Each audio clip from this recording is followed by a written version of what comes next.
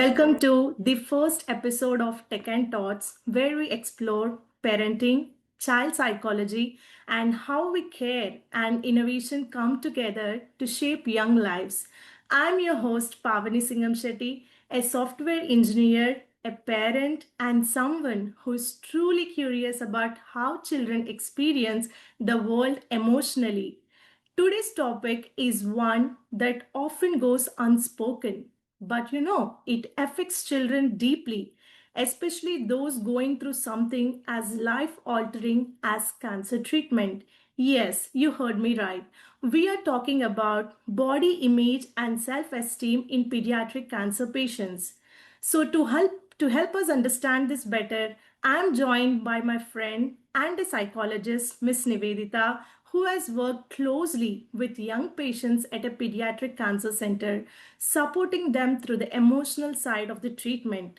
Hi Nivedita, thank you so much for joining me today.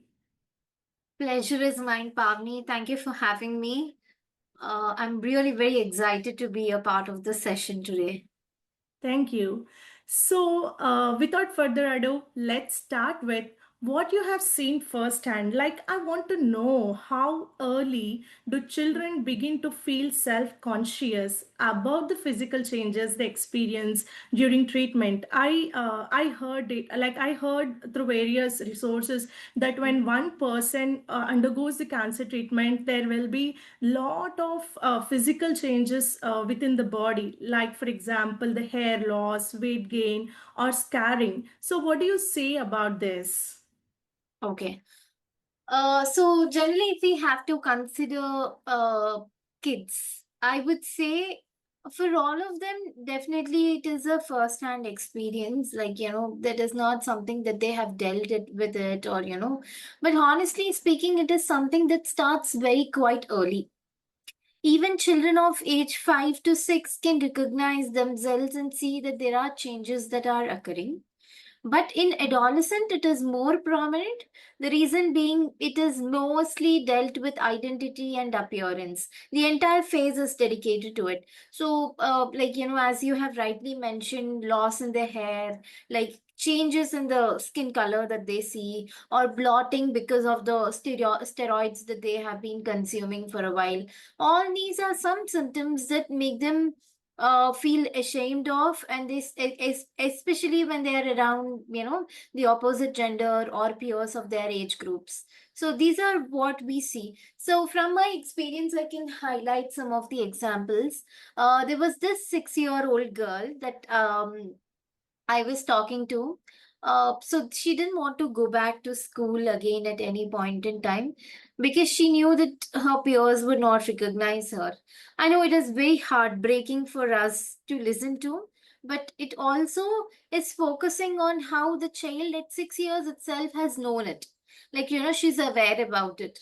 And at the same time, adolescents, we have seen them refusing to look into the mirrors because their eyelashes keep falling down, their eyebrows keep shedding. So this is one thing that they feel that they're not just mentally draining but also physically not that well to look into mirror.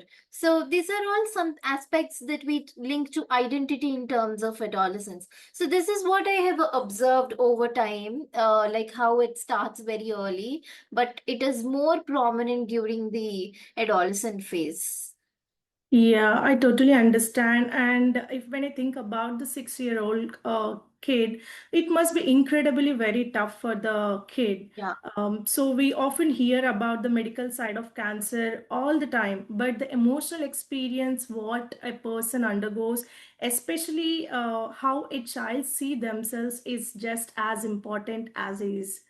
And can you shed us some light, Nivedita, on like what are some of the ways you and your team help children cope with the body image struggles during the Mhm. treatment, especially? Okay. So generally, honestly speaking, my work comes only with talking to the individuals, relating with their well-being and all of it. But usually, we have experienced therapists who take this role of whether it is art therapy or play therapy or storytelling. So all these aspects have been very helpful for these kids who have been going through these tough times. So for them, it is very helpful. Like in terms of therapy, therapy helps them better. So generally, some of them that I have observed, there was the session that has been carried out in one of the hospitals. So where the older kids who have survived cancer and doing well share their experiences with the individuals who are going through that phase. So this peer building program that we have, so they feel that how they have survived and overcome of this challenge and ready to face the world now. So this is a very thriving experience for individuals. We also have something like photo journaling where the children are asked to put in drawing, like daily pictures, doodle something. So this shifts the attention just from appearance to the experience. That is the main aim of this. Okay. And also we have something like a mirror affirmation. So I have seen parents who stick on the sticky notes on the mirrors saying that, it is not just like things like you're beautiful, you're pretty or something like that, but saying that you're loved, you're strong, you are enough. So these positive affirmations can light up the mood of the child. So these ways, giving them choices, something through art therapy, play therapy, or storytelling can be very beneficial. In terms of storytelling, we can also ask them to write stories on superheroes if they are little grown up, like grade 8 and grade 9 students can write. And then we can also ask them to narrate the stories of superheroes, where children actually beautifully have considered cancer to be a monster. So this way, they give the identity based on the illness. So these are some aspects that help the children to overcome the struggles that they have been experiencing.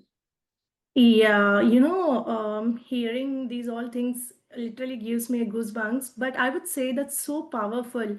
I really love the idea of superhero storytelling and Yeah. also the mirror affirmations, peer building. All these activities does really help the kids to come in a very strong way. So I would say it's such a gentle way to build their inner strength. Correct. Absolutely. So, one thing that as I've told you, talking to the child, like, you don't have to say the child that you're looking pretty. So, if we can present it more meaningfully, like, we can say that you're strong, you're surviving better, you're kind, like, you're brave. So, all these emotions have to be valued. It is not just about being beautiful or being pretty. So, when these are also validated, it feels good for them as well. Yeah, absolutely. I agree. And Nivedita, like, I would like to know, is there any moment that stayed with you? Something that reflects how deeply body image can impact these kids and how they can overcome it? Okay. So I've come across one girl who had an amputated leg. Okay. Oh, so this girl started naming that prosthetic leg which was fixed to her as Sparkle.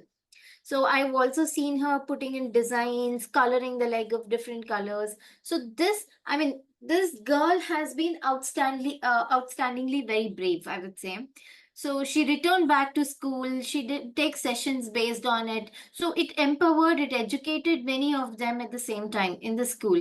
And also, these are some stories that I've come across in the newspapers also or read across in the magazines where one sibling suffering with this illness, the other sibling shares her thoughts, and she also started her shaving her hair off. So this is a movement of unity and pride, like the child, when she came back for treatment, I remember saying that I'm not alone now, see, we look similar right now. So something like that, I think, can be very courageous, like to take up and to own and to present it to the society. Yeah, I would say these kids are the real heroes. And I would Mhm. also say that kids have this extraordinary ability, just to transform the pain into power when they're supported well. So, supporting the kids is really important, not just by being with them or just cooperating with the treatment, but the support what they get from the parents, family, immediate family members and the peers does really help them cope up with this illness. Absolutely, absolutely. I agree with you on all the points that you have made. Yeah. So Nivedita, Mhm. so for the, I would say for the parents, teachers, and caregivers who is listening to our podcast today, what's that one piece of advice you would give to support a child going through these emotional shifts? Here, more than teachers, I would say the entire school could be involved, and caregivers, and especially the parents, are to be noted on these important things. As I've rightly mentioned earlier, also, validating the feelings of the child is very important. Don't rush and say that, it doesn't matter how you look. Why not?